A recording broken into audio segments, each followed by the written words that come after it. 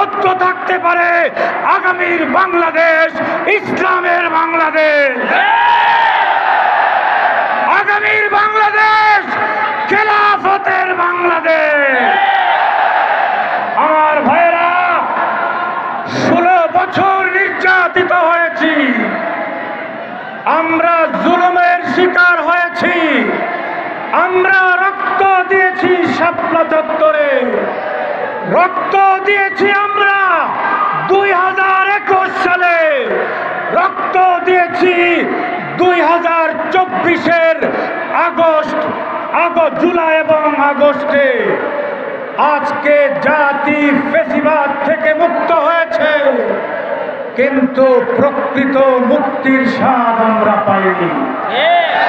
প্রকৃত মুক্তির স্বাদ এই জাতি তখনই পাবে যখন আল্লাহর দ্বীন রাষ্ট্রীয়ভাবে প্রতিষ্ঠিত হবে। এজন্য আল্লামা মামুনুল হক, মুফতি ফজলুল করিম এদেশে কাজ করে যাচ্ছেন। আমরা আশা করব গোটা ইসলামপন্থী সকল মাক্তাবায়ে ফিকির ঐক্যবদ্ধ হয়ে যাবে এক এবং অভিন্নভাবে। যদি আমরা রাস্তায় নামতে পারি, হাসিনা যেভাবে বিদায় হয়েছে, সকল ফ্যাসিবাদ মুক্ত হয়ে আল্লাহর দ্বীন গালেব হয়ে শান্তি এবং নিরাপদ রাষ্ট্র প্রতিষ্ঠিত হবে। আমরা কি সবাই তাদের পিছনে ঐক্যবদ্ধ থাকতে রাজি আছি? টেকনাফ থেকে তেতুলিয়ায় আমরা সফর করছি। বাংলাদেশের মানুষ চাতক পাখির মতো তাকিয়ে আছে।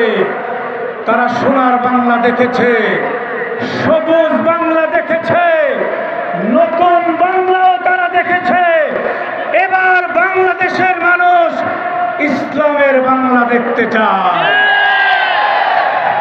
ভাইরা আমার, ইসলামের বাংলা যদি আমরা দেখতে চাই, তাহলে কুরবানির নজরানা পেশ করার মানসিকতা থাকতে হবে।